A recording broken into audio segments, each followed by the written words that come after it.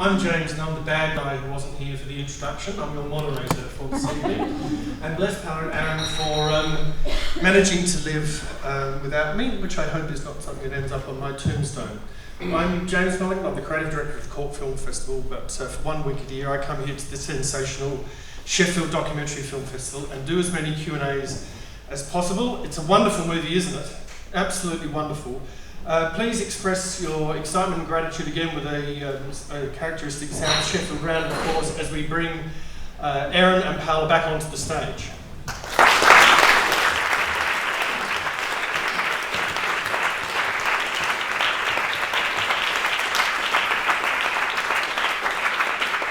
Thank you. For those of you now, I do actually feel bad about not being here earlier, so I'm going to pass that by way of self-retribution into not hogging too much airtime and making sure that you get as much of an opportunity to talk to this talented couple as possible. There's nothing about the film which remains unexplained or anything like that. That's not what a Q&A is. But I was in the movie, and early in the movie, gobsmacked by the sheer scale of the material you found, which began the process of making the movie. And a question I always like an answer to is, when you started making a movie, did you end up with a different movie from the one you thought you were starting out to make? We ended up with a different movie every day. In the beginning we didn't even know we were going to make a movie. It was just about trying to recover the Burroughs film and recover an old movie. And then out of that, really we found out about the bunker, and as you see, it started to evolve. And then even when we found out about the bunker, we thought, okay, it's interesting, we'll make maybe something around Howard's story. And then when John Giorno decided to have that, very important change of heart, the movie changed yet again. And then all the time getting new footage in was changing things, the story was changing. And even, from the time we got the stuff out of the bunker until we actually had everything to look at in the edit, synced up and digitized. That was only in April of last year. So it was evolving constantly. So this is one of those classic examples of the film gets made for the third time in the edit. Yeah, or just, I looked at it, and this was some good advice that actually, Jarmusch gave early on. We were talking about what made Burroughs kind of special, and Geisen and Ginsberg, and it was their devotion to process. They never looked at work as about an end result. It's just about the process of making things and taking things apart and exploring, and so we definitely kind of applied that to this. Whatever it's going to be. Let's just make the film and keep going with it. Great, and we were having a little chat in the lobby before we came back down just now, and I was quizzing you a little bit about, I might just get you re-go over a bit of ground we covered in the lobby there, but about Jim's role as executive producer in the movie. What did that entail? Jim was, I've known Jim since I was 20, and he's like family, so it was a very kind of just important advisor, mentor, of obviously a person with great film knowledge, both in the business of making films and also the business of films. And he was just, someone there to have all the time for support. And everyone was in the film. We had a great network of filmmakers, whether it was Sarah or Tom DiCillo and other filmmakers who maybe you don't see so much. We were working with them all the time, showing them edits, discussing the approach with them, because it would be silly not to. They're such great filmmakers. You must have learned a lot from that process. Paula, can I ask you, I'll just get two questions out of the way, and you can answer them in whatever order you want, or reject both of them if you think they're idiotic. But you might tell us a little bit about Pinball London and what it does, and then you were fascinating me earlier outside again when you were telling me what Criterion's plans were for re-exploiting other elements of the archive. I think that's a really interesting story for everyone. Well, at Pinball we do mainly films driven by directors and auteurs, if you like. So for us it's very important to look at a film as a whole, from the theme, but also from the theme side, but also from the director's side. So to me, this film really fit within our remit because Aaron had a clear vision of the driving force of the film when he decided to make a film about it. So we generally work with some very prestigious filmmakers, and who I really want to believe are the prestigious filmmakers of the future, and we try to pair them many times, first time, second time filmmaker with someone older to transmit that knowledge, and that also really fit with Jim working with Aaron. This was Aaron's second film. We had produced his first film as well. The first one was a fiction film, and this is his first long feature doc. So that's a bit of what we do at Pimble as the heart of the company, and then we do other things around film. We have to do with audiences and impact around audiences, and also with ancillary work around films that has to do with the art world. Sometimes it's books, sometimes it's an art show around a film, sometimes it's both. So that's us. And then the second question? Well, it comes out of the last part of the answer to the first, which is there's a planned art show. Oh yes, so and a Criterion release. Yes, so some of the plans for the film. We're still very heavy-handed on what the film is going to do and how it's going to do it. We're going to handle a lot of things with partners in a very non-traditional way, if one likes. I really believe that audiences out there don't necessarily need to be in between you and the filmmaker. Of course, the film is sold to Japan, and I will never dare to do the Japan release ourselves. And we hope that the film has a healthy life in Japan with a traditional distributor. But in the UK and in the US and in some territories that we have an accessible hand, we are creating certain things to accompany the film. So, for example, in the UK, we're going to create a theatrical release, and also we're creating an art show around the parts of the archive that we've seen here and some parts that we haven't seen, to kind of recontextualize the use of archive in the art world beyond filmmaking. We're also discussing creating a digital archive that people can access and crowdsource the archive themselves. So lots of exciting things moving forward. I think we have work for it's been 5, so maybe another 5 ahead of us. So what do you to finalise the vision? What do you imagine people might be able to do with this digitised archive? Create work? Eventually, we're still toying with the idea of what can be done and what can really be achieved. Like, I think archival work and how archives are both preserved and what can be done with the resources that you have at hand. There's a huge gap. Like preservation, we learned very well after this process. Preservation really talks about preserving the object of what a film is. So you will have archives who are interested in preserving your cans, but then if you give it to that archive, although they may have great resources to preserve your films really well, then the archive will be outside of the possibilities of people doing anything with them, even just watching it. Yeah. And then again, if you have hours and hours and hours of archive, how much can people watch your archive forever? And how important is that? So we're thinking of ways of reframing what you can do with an archive as exciting and important as this one, which has never before seen images of key countercultural figures and a time that has been so well documented by Howard and his team. And we are still creating that vision and trying to design how it will fit moving forward strategically. We know that we have the only visual archive of the Nova Convention, which was that event that you see at the beginning in 1978. It was a whole weekend celebrating William Burroughs and William Burroughs' ideas, and Frank Zappa, Patti Smith, Laurie Anderson, Merce Cunningham, Philip Glass, they all participated in it. And people thought that was all lost. And yeah. We had conversations with people, for example, from the Whitney Museum saying, you don't have the visuals of the Nova Convention, do you? That's not accessible. And I say, we do. And they could not believe it, because although a lot of people remember there had been cameras there, aside from little clips that Howard had used in Burroughs, they never thought that the archive of that whole event existed, yeah, or was not lost.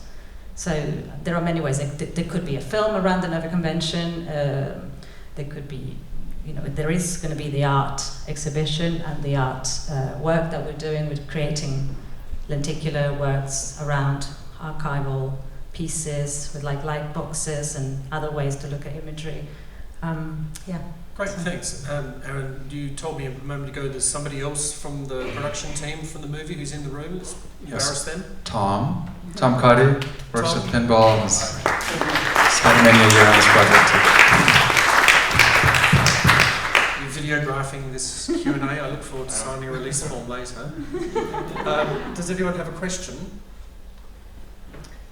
Yes, please. I'm trying to cut off your roving mic, so sing out, Louise. Catch. I was just thinking, in your film it has the kind of three elements of the archive and the primary footage and the interviews, and I'm sort of making a film that uses those well and really struggling with finding the right balance. And you kind of talked about the process before, but I'm wondering how complicated that process was and like when you, how you found it. Use of archive, discuss. Yeah, how we chose what to use, what to interview, and the use of archive. Well, yeah, that was, a big kind of dilemma or challenge to tackle in the beginning. It's like always, what's your approach going to be to telling the film? And I knew that this needed to be a film about also the process of making a film and that journey, and that I wanted to be able to slip from present day into past, and knew we were going to be doing that. So a lot of it would hinge on the filmmaking moments, the stuff in between takes maybe, as transitions. So it was just finding a right balance between, everywhere we shot, it was connected to finding something physical or some sort of physical object of recovery. So there was always going to be a kind of search element, a detective story, if you will, or journey story of finding things connected with the person. And it just required a lot of kind of planning beforehand with the crew of what we were going to do and how we were going to do it, because I knew that a lot of times I'd have to be in front of the camera, which I wouldn't want to be, and no director wants to be in front of the camera at all, ever. But it required a lot of understanding of, okay, when I'm the character involved in this discovery, and when let's stay back a little bit and let's just focus on the memory that's coming out of this act of discovery for that character.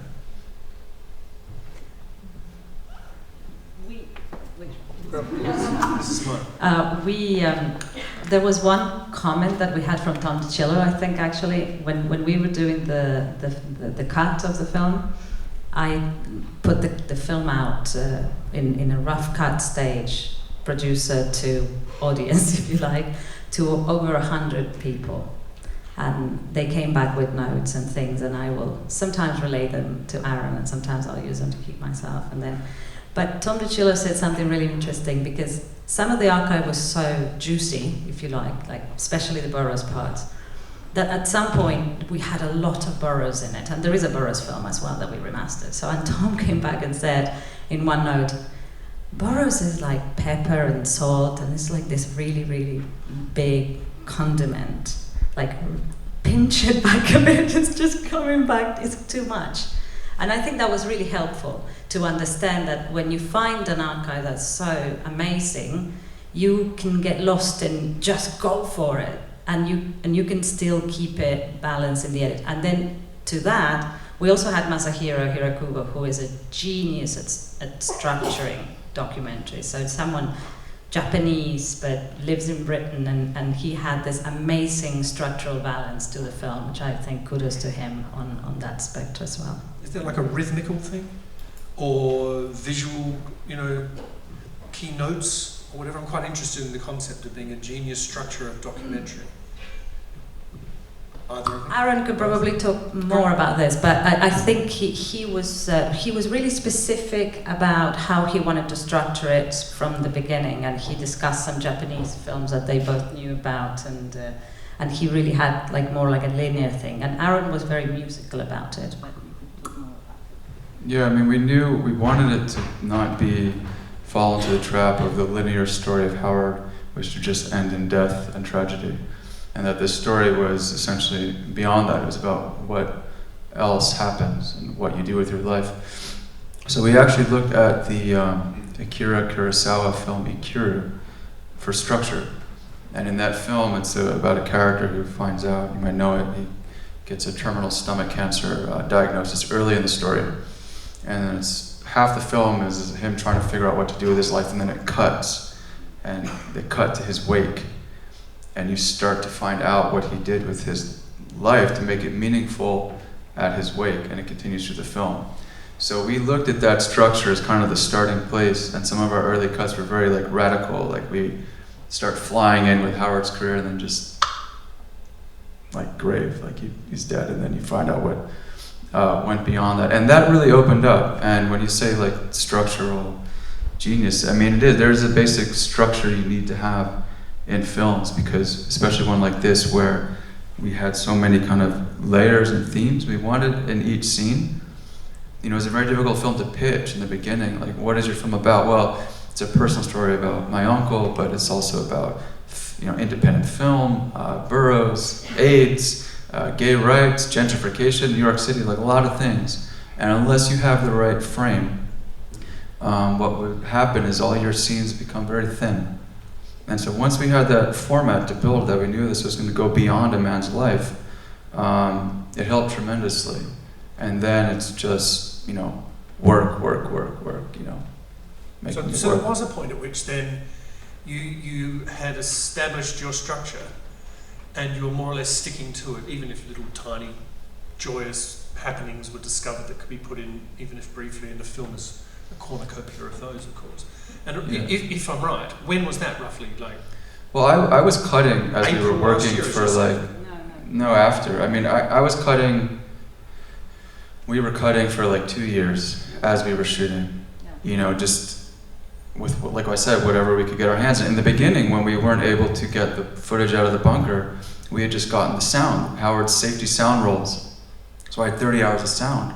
And so the early cuts were just like soundscapes with some abstract imagery and other things put to it. So we were just working with whatever we could get. So 2 years I had, you know, scenes assembled and ideas, and only then did we go to Masahiro, who we sought out specifically because he was great at structure. He had just a great ability to, you know, create narratives out of documentaries we'd seen. He had cut Virunga, which played like a thriller, you know, a very lean, tight thriller with so many other meanings going on. And of course, he cut Trainspotting and a lot of great fiction films. So the structure was something in the beginning. I mean, I just sat with Masa just like every day, you know, watching footage and taking notes and taking it in. And we would just discuss ideas and things. And then it was like a couple of months in, I think, until we decided to look at this film, the Akira film, and what if we try to play with this idea? And it felt right. I mean, it wasn't right yet, but it felt like this is the right direction. You can start to see it take form. You can start to see these other layers of meaning that was so frustrating to, like, it's not saying what I wanted to say. But suddenly when you have the right house for something, it starts to do that and you know it. So we just kept working in that direction. Because do go ahead, take the mic so they can hear. what's important is, producing wise, when we find the archive, it takes us 1.5 years to get the archive out of the bunker. So what in the film happens very quickly. It actually was 1.5 years of big fights and, you know, all sorts of things. And then when we had that and all the boxes that you see coming out of the bunker, then we have this treasure trove that requires hundreds of thousands of dollars to actually be able to be seen. And not like, oh, I'll take them home and I'll just toy around with my Final Cut Pro. I mean, it was while we were cutting the film, having all that, okay, great, now it's out of the bunker. Now we need another pile of money to actually really be able to see what's inside that archive. And also we realized that you know, the film tradition is absolutely getting lost. So there are very, very few people every day who know how to handle different formats. It's extremely expensive. Sometimes you will just grab something, send it to someone, and we got a call one day and say, so that thing that you sent, well, it's baked. What do you mean it's baked?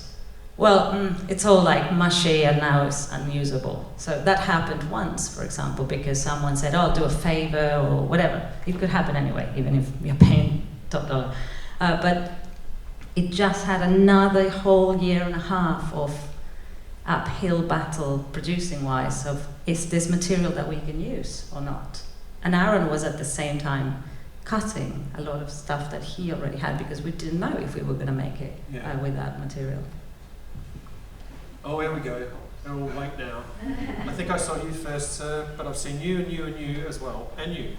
But we'll just go like a radar blip, okay?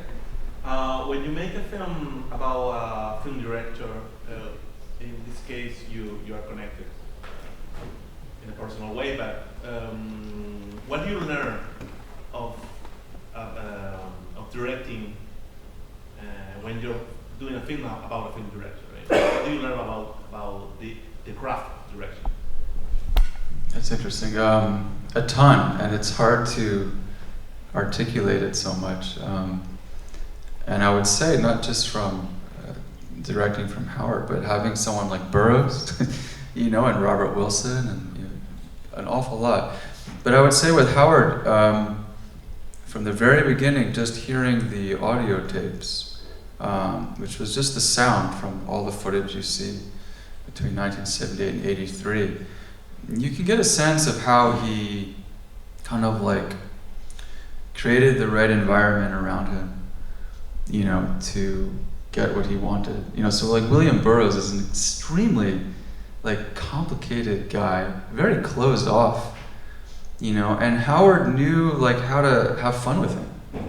In a fun way, in a genuine way. I mean, he understood Burroughs, first of all. He understood his subject, but he understood that this is fun. Like turning on a camera is a fun thing to do.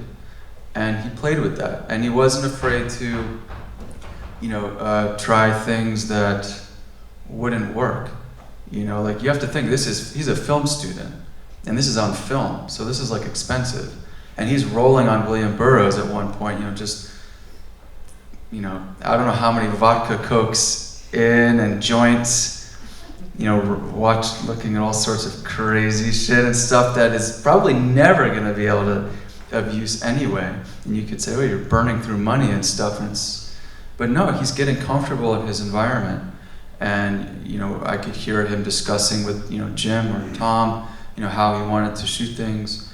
And then also you see even where he positions himself in interviews, right? When he started to talk to people, I noticed he was actually always in front of the camera, and it does create that kind of intimacy. And I think if there's one thing that I learned from Howard's work, seeing it, was what great kind of genuine emotion he was able to get from everyone in the film. And I was very conscious of wanting to kind of emulate that with the people that I'd be filming with, to create the right environment where it's very genuine and real, so that none of the emotions will be questioned, I guess this is more... No, go ahead. This is more sort of question for production, but for the whole thing, because it sounds like this project was brought to you and then it became many things. It became a film, it became an exhibition, it became an archive, and I've sort of spent a lot of the day at the interactive stuff. And it's going to be thinking, for me, as somebody who wants to make documentaries, how do I approach people? Do I approach this as I'm going here to make a film? Or do I approach this as I'm going here with a project to see what it could become? I guess, yeah. Did you hear that at the back? He's here to learn about making documentaries, spent the day in the interactive lab. His question, if I may paraphrase, is, do I come to a festival like this and pitch a movie, or do I come to a festival with a project and explore what the project could be? I'll just pass it to you in a minute, but I think take your time with it. She gave me great advice early on that I think she had been passed down from a film professor, which was, don't start shooting yet. I mean, a lot of the people, the subjects I did know, Howard's friends, a lot of them I hadn't met before, and only started engaging with them when we were looking for the Burroughs film. And I had a feeling that, yes, there's probably an interesting film to be made around Howard. But before I did anything, I just went and met with people and sat with them and talked to them. And it was actually in those moments where I could see in their eyes that not just as it was for me, but for them too, Howard was still very much alive. You could see that spark, and I guarantee you, if I had just showed up with, you know, the DSLR or whatever, I would have missed that, and it'd be different. And then even after meeting people, I started with sound. I would just make recordings and start to map it. So I'd say, you know, I think in general there's too much of a rush to go out and shoot stuff and gather stuff, and, you know, really you're not, there's, filmmaking is a language. It's not just about recording. You know, there's a specific reason why you're turning on your camera, you know, this moment and focusing on this particular thing. And you need to let the project breathe with you and understand it so you know how to approach it. Tweet that, River. I've got two things. One is, did you transfer all the footage in the end? You did. Cool. And also, it must have really freaked out Howard's friends, because you look so much like you. Doesn't he? Yeah. We're related. Yeah. There's actual real science there. But there is a real likeness, and so that must have really helped with that relationship. Yeah. It definitely freaked out a lot of people, like subjects. When I would meet them, they're like, this is weird, you know. You sound a lot like him. I got that a lot, yeah. I like that, actually. Good. Now, I can't go to you next because I always promised this chap, and then this chap, and then you. Thank you. You were mentioning the archive and making other films of the archive, like The Convention with Frank Zappa.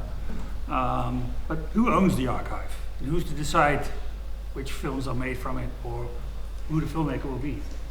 Good question. Yeah, we own this archive. Yeah, well, in practical terms, the archive is owned by us and Aaron mainly, and also the William Burroughs estate. In real terms, like Howard owned his footage. He was a really clever chap who used to do his own contracts, very simple contracts. We found them. Like, we even had meetings at some point going to find a film. And then somebody says, oh, here are the films. Oh, we found this film. So this films belong to us. And then 2 minutes later, enters like a secretary assistant bringing the contracts. And then, no, then they don't belong to us. But so we had moments like that. And we were really blessed that Howard knew what he was creating, I think. And through Howard's estate, Aaron became the heir of the estate because the estate of Howard decided to give the films to him, and you know, the William Burroughs estate is involved because we found it is only fair because Howard and Burroughs were doing the film together, but there is a lot more archival stuff that we have of Howard, and yeah, it belongs to. The danger, of course, there is you're going to end up becoming like a Beatrice Wells or Yes. Stanley Kubrick's daughter who spent their entire life So who decides to make? publishing and Who decides to make the film? I don't think Aaron wants to do some of those films. I just think some of those films could be great to make. For example, the Nova Convention one. Eventually, maybe a filmmaker will come forward to Pimble and say, I want to do that film, and maybe we will find that that's the right person to do it. At the moment, I think we're taking our time to do what we feel is right. There is no real rush to, nobody is putting a transmission date in our head or something like that. So we're really taking our time with the whole thing. But when you are It's ready, been a long Paula, for example, let's stay on the Yeah. issue that the man raises there. When you are ready for a filmmaker to come forward and start talking to you with proposals for the exploitation of that particular piece of the archive, what do you do?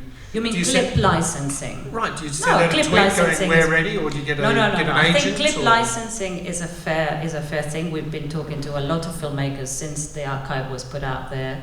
A lot of filmmakers came forward and say, we want to use this clip, we want to use that clip, and we are talking to them like as if we were an archive. We had to put a thing in place for that to happen. We are discussing with bigger archives for them to manage because it's not easy to manage an archive all the time.